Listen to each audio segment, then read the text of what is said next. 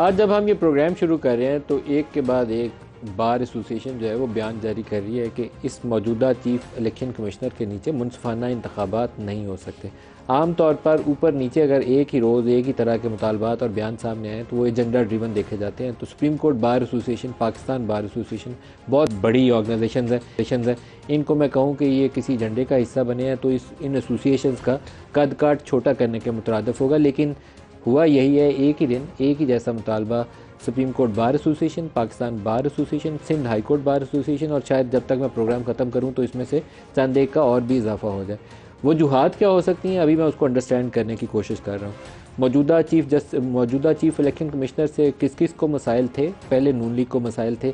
हालांकि कहा यह जाता है कि किसी ज़माने में जब इनकी तैनाती की जा रही थी तो एक ब्रॉडर अंडरस्टैंडिंग या कॉन्सेंट नून की उसके लिए मौजूद थी, बड़े मियाँ साहब की भी मौजूद थी।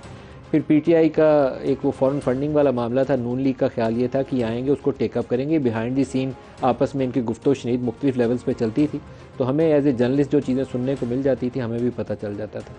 फिर पीटीआई वाले खुश रहे कि मामला आगे चल रहे हैं। जब वो सियालकोट इलेक्शन वाला मामला आया तो उसके बाद पीटीआई वाले भी इनसे नाराज़ हो गए। अभी ताज़ा नाराज़ी किसकी है उसको समझने की कोशिश कर रहे हैं, हम सारे एनालाइज ही करने की कोशिश कर रहे हैं। एक बड़ा मसला जो पेंडिंग है वो इंट्रा पार्टी इलेक्शन है पाकिस्तान तहरीक इंसाफ के, जिसके ऊपर फ़ैसला महफूज है और फ़ैसला आना है। असूली तौर पर फ़ैसले के अंदर वो रास्ता पीटीआई को मिलना चाहिए जो बाकी सारी सियासी जमातों को मिला हुआ है। बाकी जमातों के मोर और लेस वैसे ही इंतखाबी अमल है जैसे पीटीआई ने किया। किसी जमात के अंदर जमहूरियत नाम की चीज़ नहीं है। शरीफ फैमिली की पार्टी है PMLN, जरदारी साहब की पार्टी है पीपल्स पार्टी, तो उन्हीं के जिस पे सर पे हाथ रखें उसी ने बनना है। जरदारी साहब खुद बनना चाहते हैं तो उनके मद्दे मुकाबले भी कोई नहीं आ सकता। तो इनके पार्टी इलेक्शंस उनकी कोई कदर नहीं है, उनकी कई जमहूरी रवायात के मुताबिकत नहीं वो रखते। तो पीटीआई भी तकरीबन उसी तरीके से यहाँ तक पहुँची है। तो अगर पीटीआई के इस इलेक्शन को इलेक्शन कमीशन ऑफ पाकिस्तान कह देता है कि ये सही जमहूरी अमल के नतीजे में और जो उनका पार्टी मंशूर है उससे मुताबिकत नहीं रखते, इलेक्शन कमीशन के लॉ के मुताबिकत नहीं रखते, तो हम इनको कह रहे हैं कि ये दुरुस्त इंतखाबी अमल नहीं था, इसको दोबारा से करवाएं। तो 22 तारीख नॉमिनेशन पेपर्स फाइल करने की आखिरी तारीख है। उनके तमाम उम्मीदवार जो हैं इंडिपेंडेंट हो जाएंगे। उसका एंड रिज़ल्ट क्या होगा? एंड रिज़ल्ट तो ये होगा कि जहां इमरान खान जिसको बोलेंगे कि ये बंदा मेरा उम्मीदवार है, हो सकता है वो इलेक्शन के अंदर फिर भी तगड़ा रहे और कुछ सीटों पर वो जीत जाएँ। लेकिन इंडिपेंडेंट की हैसियत हमने सैनेटर्स के साथ देखा था कि क्या हुआ। PMLN ने गुज़श्ता इंतखाबात सैनेट इलेक्शन से पहले जो नवाज़ शरीफ ने टिकट दिए हुए थे उनको जब उनकी पार्टी की सदारत छीनी गई उनसे, उन्होंने डिस्क्वालीफाई हो गए तो अब पार्टी हेड नहीं रह सकते, वो सैनेटर्स इंडिपेंडेंट हो गए। इलेक्शन कमीशन ने रूलिंग दे दी कि ये सब इंडिपेंडेंट है। वो इंडिपेंडेंट बाद में भेड़ बकरियों की तरह उनको हाँका जाता है। वो ज़रूरत पड़े तो संजरानी साहब को वोट डाल दें, ज़रूरत पड़े तो यूसुफ रज़ा गिलानी के खाते में वो वोट निकला है और वही ज़रूरत पड़े तो किसी और के लिए भी वोट कर सकते हैं।